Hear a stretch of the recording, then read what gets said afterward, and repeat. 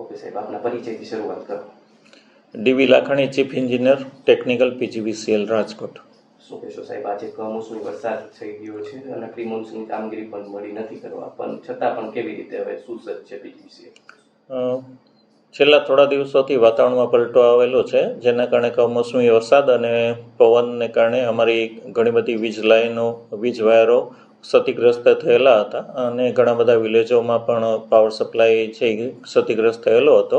પરંતુ પીજીવીસીએલની સમગ્ર બધા જ સર્કલો ને ડિવિઝનોની ટીમોએ ખૂબ સારી કામગીરી કરી અને રાઉન્ડ ધ ક્લોક કામગીરી કરી બધા જ વિલેજોમાં વીજ પુરવઠો છે એ પૂર્વવત કરી દીધેલું છે.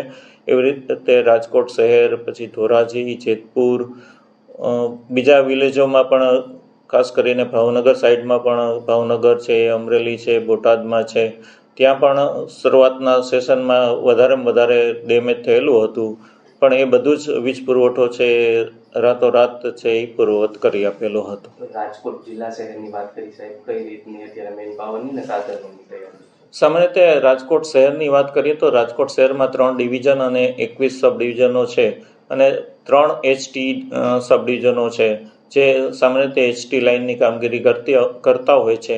પરંતુ આવું જ્યારે કોઈ વાતાવરણ ઊભું થતું હોય છે ત્યારે સબ ડિવિઝન અને ડિવિઝનો સાથે રહી અને વીજ પુરવઠો પૂર્વવત કરવાની કામગીરી કરતા હોય છે.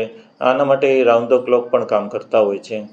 આજે કમોસમી વરસાદ, હવે ક્યાંક ચોમાસાના એંધાણ જેવા જે છે, તો શું કહેશો સાહેબ, હવે ચોમાસું આવી જ ગયું એવું સમજીએ, કેવી રીતની હવે પીજીવીસીએલની કામગીરી રહેશે, કટિબદ્ધ રહેશે? સામાન્ય રીતે ઘણા વર્ષોના અનુભવ પરથી એવું કહી શકાય કે મે મહિનામાં આવા વાતાવરણો બનતા જ હોય છે. એટલે અમે મે મહિનાથી તો ખૂબ જ સુસજ્જ રહેતા હોય છે અને અમારા પ્રી મોન્સૂનની જે મેન્ટેનન્સ કરવાની કામગીરી હોય છે એ કરતા જ હોય છે. ક્યારેક આવા વાતાવરણના પલટાને કારણે 1-2 દિવસ આપણે કરી શકતા નથી, પણ એ કામગીરી છે આપણે પૂર્વવત કરવામાં જ કરતા હોય છે. અમે પ્રી મોન્સૂન જે કામગીરી કરીએ છીએ એના કારણે જ આ વીજ પુરવઠો છે એ ઝડપથી આપણે પૂર્વવત કરી શકીએ છીએ. હજી પણ અમને જેટલો સમય મળશે એટલા સમયમાં અમે એ મેન્ટેનન્સની કામગીરી ચાલુ રાખશું અને મેન્ટેનન્સની કામગીરી સંપૂર્ણ થઈ જાય એવી અમારી તકેદારી રહેશે.